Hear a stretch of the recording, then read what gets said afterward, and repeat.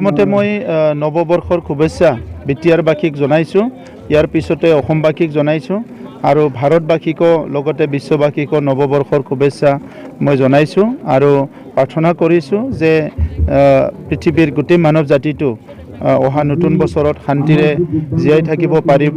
যিবিলাক দুৰ্যোগ যোৱা সময়বোৰত হৈছিলে অনাগত সময়ত তেনেকুৱা দুৰ্যোগ যাতে নাহে ইয়াৰ কাৰণে ঈশ্বৰৰ ওচৰত প্ৰাৰ্থনা কৰিছোঁ।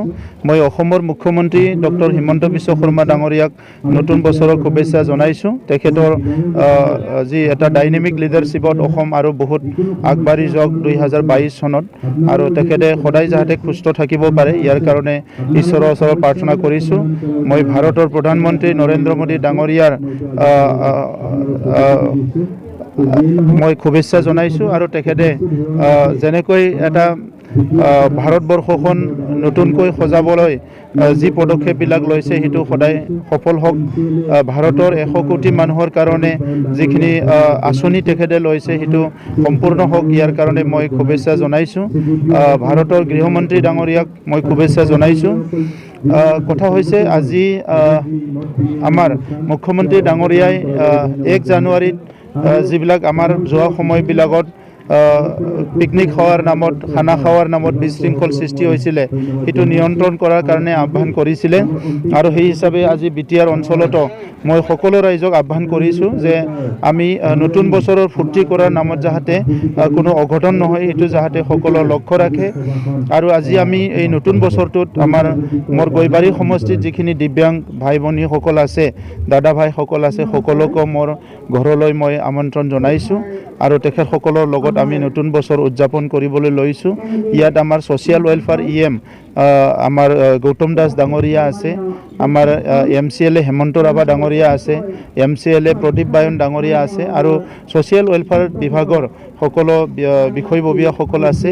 মই আমাৰ যিখিনি দিব্যাংগ দাদা ভাই ভনীসকল আছে তেখেতসকলৰ জীৱনত মংগল হওক উন্নতি হওক ইয়াৰ কাৰণে মই ঈশ্বৰৰ ওচৰত প্ৰাৰ্থনা কৰিছোঁ আৰু আশা ৰাখিছোঁ 2022 চনত বিটিআৰ অঞ্চলৰ উন্নয়নৰ কাৰণে যথেষ্ট কাম কৰিব পাৰিম। যোৱা বছৰটোত আমি বহুতখিনি কাম কৰিবলৈ প্ৰয়াস কৰিছোঁ আৰু বহুখিনি সফল হৈছোঁ আৰু এই নতুন বছৰত 2022 চনত যিখিনি আঁচনি আমি এই অঞ্চলৰ বিভিন্ন ছেকশ্যনৰ ৰাইজৰ কাৰণে লৈছোঁ, ছাত্ৰ ছাত্ৰীৰ কাৰণে, শিক্ষাৰ কাৰণে, হেল্থৰ কাৰণে, এগ্ৰিকালচাৰৰ কাৰণে, ইনফ্ৰাষ্ট্ৰাকচাৰ ডেভেলপমেণ্টৰ কাৰণে, ইউথসকলৰ কাৰণে যিবিলাক আঁচনি লৈছোঁ সকলো আঁচনি সফল হ'ব বুলি মই আশা কৰিছোঁ। 2022 চনৰ আজিৰ 1 জানুৱাৰী নৱবৰ্ষৰ উপলক্ষে সমগ্ৰ বিটিআৰবাসী আৰু সদৌ অসমবাসী ৰাইজক মই বিটিআৰৰ এজন EM হিচাপে আন্তৰিক শুভেচ্ছা আৰু শ্ৰদ্ধা জ্ঞাপন কৰিছোঁ।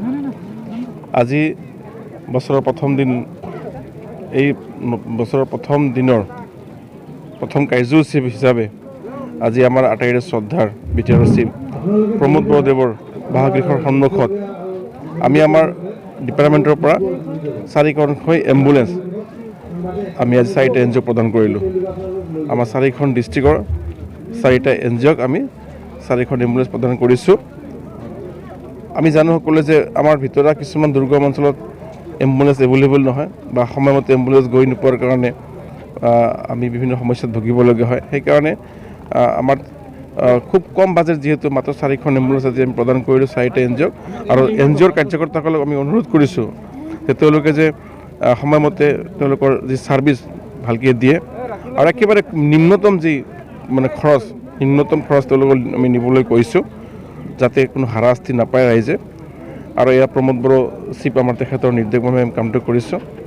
লগতে আজি আমাৰ এই অঞ্চলৰ প্ৰায় 600 দিব্যাংগসকলক ইয়াত আমন্ত্ৰণ জনাই পেলাই আমাৰ চিফ আমি একেলগে মত বিনিময় অনুষ্ঠান কৰিলোঁ। আমি এসাঁজ আহাৰ একেলগে গ্ৰহণ কৰিম। আজিৰ দিনটোত সকলোৱে বিভিন্ন ধৰণৰ বিনোদন কাৰ্যসূচী হাতত লয় নিজৰ পৰিয়াল বন্ধু বান্ধৱসকলৰ লগত, কিন্তু আমাৰ দিব্যাংগসকলক কোনে হয়তো তেনেকুৱা ধৰণৰ সুবিধা নিদিয়ে বা তেওঁলোকে হয়তো সেই ইচ্ছা কৰিলেও তেনেকুৱা ধৰণৰ পৰিৱেশ নাপায়। সেইকাৰণে তেওঁলোকক লৈ আজি বছৰৰ প্ৰথম দিনা এটা কাৰ্যসূচী হাতত লৈছোঁ।